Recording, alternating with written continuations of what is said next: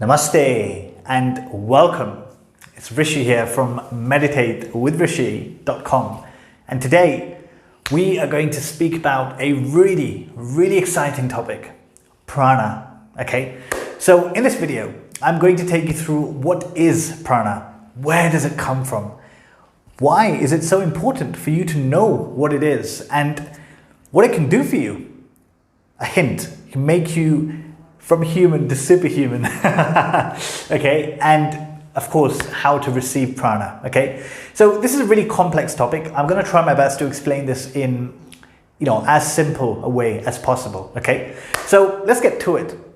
What is prana? Now, you may have heard of it. You may have heard of pranayama. Okay, you may have heard of chi, right? So this is what we're speaking about here, is essentially the universal life force. Okay, it is the primordial energy. What makes everything in this universe happen? Okay, so just think about this for a second. We go through life without really thinking about how does stuff actually happen? How does the sun come up every single morning? How does the food in your stomach, once you eat it, how does it digest just automatically, right? What is it that keeps you blinking? What is it that keeps your breath coming in, coming out, coming in, coming out, without you having to think about it, right? So any kind of involuntary movement or voluntary movement, the energy that is making that happen is prana. Okay, so it is what makes the wind blow and the rivers flow. It is what makes cars, planes, trains actually move. Okay, now you may be thinking that, wait, hold on, cars move because of fuel or kinetic energy, right? But what gives those their energy? So what we're talking about here is not a, how do I say this? Not a polluted form of energy. What we're talking about here is the initial primordial energy that was there at the start of the universe and is the basis of all creation, all movement, all life. It is what keeps things alive, literally. If there is no prana in you or in anything, there would be no life. Okay, so I hope that makes sense. I appreciate it may be a bit difficult to comprehend if it's something that you're learning for the first time, but it may help to now look at, where does prana actually come from, right? So how is this prana, the most important all-pervading energy, okay? So what I want to share with you, apologies in advance for my poor drawing, okay? But what I want to share with you is, according to the science of yoga, okay, or yogic philosophy, the story of how creation came about, okay, so how the world started, essentially. And this will give you a much better idea of what prana is and where it comes from. Okay, so what is said is, in the start there was nothing. Okay, you've heard this. In the beginning there was nothing. Okay, in the beginning there was nothing at all. So what was it? It was basically an unmanifest consciousness, just pure consciousness. Okay, and in the yogic system, this pure consciousness is called Parabrahman. Okay.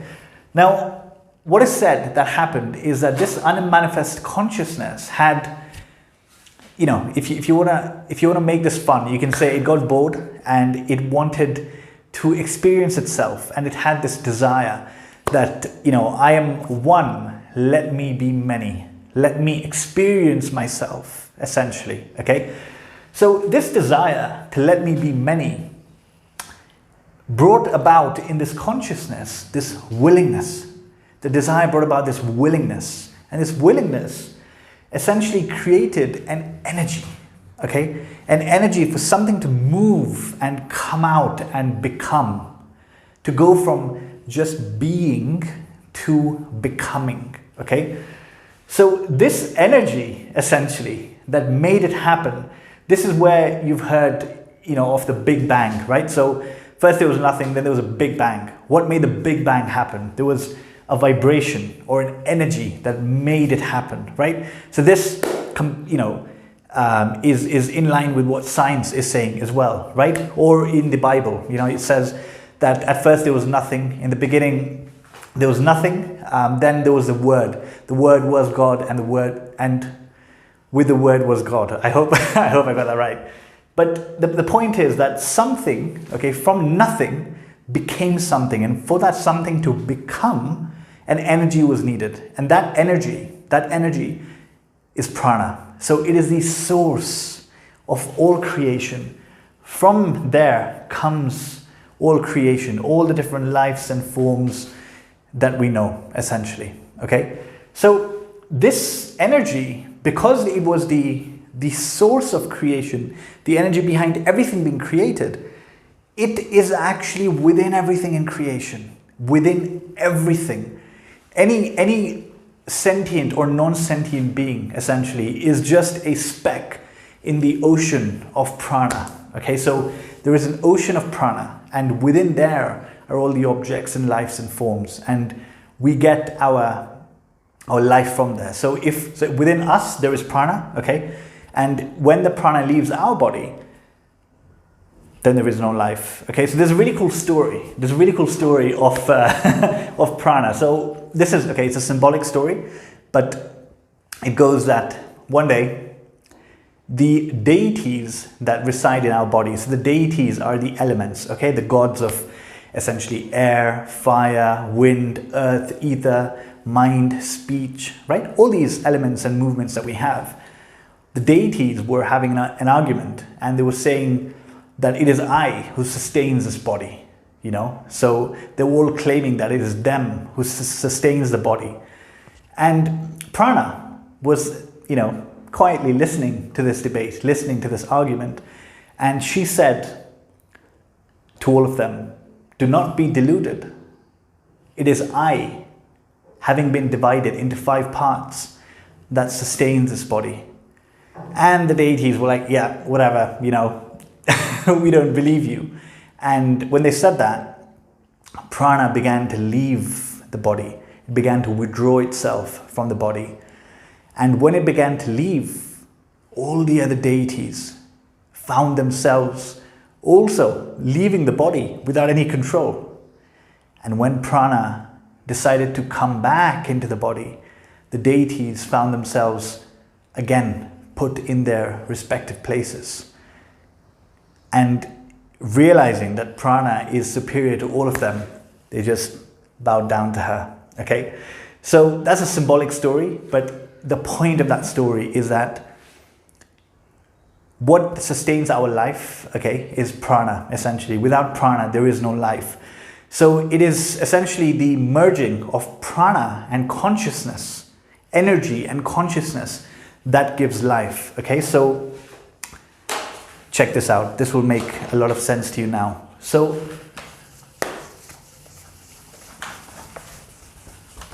energy and consciousness is what sustains life. Okay, so the way that this is depicted, this will clear up a lot of things in your mind right now. Okay, so let's say the source of all existence, and then what sustains life is energy and consciousness. Okay, this is it. Without these two are required for life to be there, essentially, and these two are spoken about in very many different ways. So in the yogic science, right, you have Shakti and Shiva, you have Ida and Pingala, or in the Taoist tradition, you have Yin and Yang. Okay, so the balance of these, it's the male and female, essentially, or the moon energy and the sun energy in Hatha Yoga, right? So essentially balancing these two is one of the key aims of yoga, essentially, okay? But coming back to prana, right? So it is when prana and consciousness interact that life happens, that we have this whole, it's called the lila, right? We have this whole play going on, And the moment that prana decides to withdraw itself, done. It's all gone, essentially. So in the same way, right, that prana permeates the entire universe, we as human beings are born with a certain quantum, a certain amount of prana within us.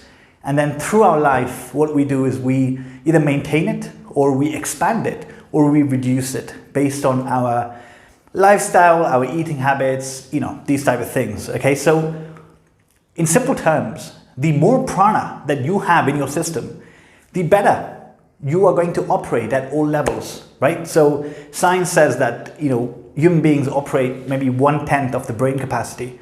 So the more prana that we are able to generate and take into our system, it essentially goes into the brain and activates more parts of the brain, which is why yogis are essentially, it's as if they have, not as if, they have these supernatural powers, right? Or they have supernatural minds, essentially, because of carrying an abundance of prana. So what this means for you, ultimately, if you want to operate at a high level, right, in every area of your life, having more prana, increasing your vitality is really, really important, okay? So how do we do this? How does one actually get more prana? Okay, so look, the simple things like positive thoughts, kindness, compassion, gratitude, right? These things, they open you up to receiving more prana. But of course, the entire science of yoga, yogic practices, pranayama, right? The science of expanding prana, balancing prana within your system. So this is why practicing yoga, yogic practices are so important. Not just for health. Of course, what we're speaking about is the health benefits and the mental benefits. But ultimately, more prana means that you are able to generate the power within yourself to penetrate, to transcend the mind and experience the higher states.